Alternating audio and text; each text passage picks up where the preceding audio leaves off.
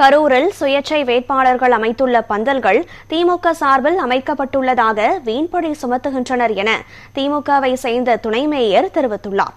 சட்டமன்ற தேர்தலை முன்னிட்டு கரூரில் அனுமதியின்றி 100 இடங்களில் செட் அமைத்து பொதுமக்களை அடைப்பதற்காக மனித பட்டிகள் தயார் நிலையில் இருப்பதாக முன்னாள் அமைச்சர் எம்.ஆர். விஜயபாஸ்கர் மாவட்ட ஆட்சியர் அலுவலரிடம் புகார் மனு அளித்தார்.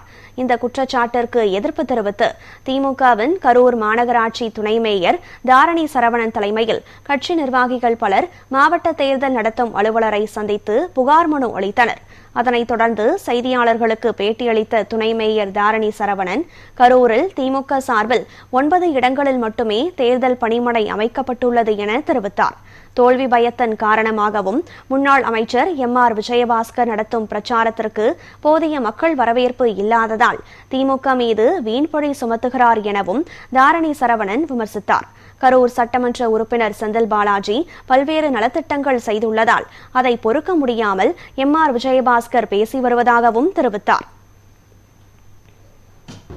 இப்போ பார்த்தீங்கன்னா கடந்த 2 மாசமா அதிமுக மாவட்ட செயலர் உங்களுக்கு தெரியும், ஊரூரா போய் பிரச்சாரம் பண்றாரு. எந்த இடத்துலையும் மக்கள் வரவேற்பு இல்லை, கூட்டம் இல்லை, எழுச்சி இல்லை. அதனால வெறுப்பின் உச்சத்துக்கே போய் அவர் திமுக மேலே குற்றம் சாட்டுறாரு. இது எதனால இப்போ திமுக கரூர் மாவட்டத்துக்கு மட்டும் மாண்புமிகு அமைச்சர் செந்தில் பாலாஜி 5000 கோடிக்கு திட்டங்கள் கொண்டு வந்திருக்காரு. இவங்க பிரச்சாரம் எடுபடல, இவங்க சாதனைகளை சொல்றதுக்கு ஒண்ணுமே இல்லை, எந்த சாதனையும் சொல்ல முடியல. எல்லாமே நீங்க மெடிக்கல் காலேஜ் கூட மாண்புமிகு அமைச்சர் செந்தில் பாலாஜி கொண்டதுதான், இவர் கொண்டு வரல. அதனால வெறுப்பின் உச்சத்துக்கு போய் இதெல்லாம் பேசிக்கிட்டு இருக்காங்க. எப்பவுமே திமுகவோட கோட்டை கரூர் மாவட்டம், செந்தில் பாலாஜி ஒரு கோட்டை.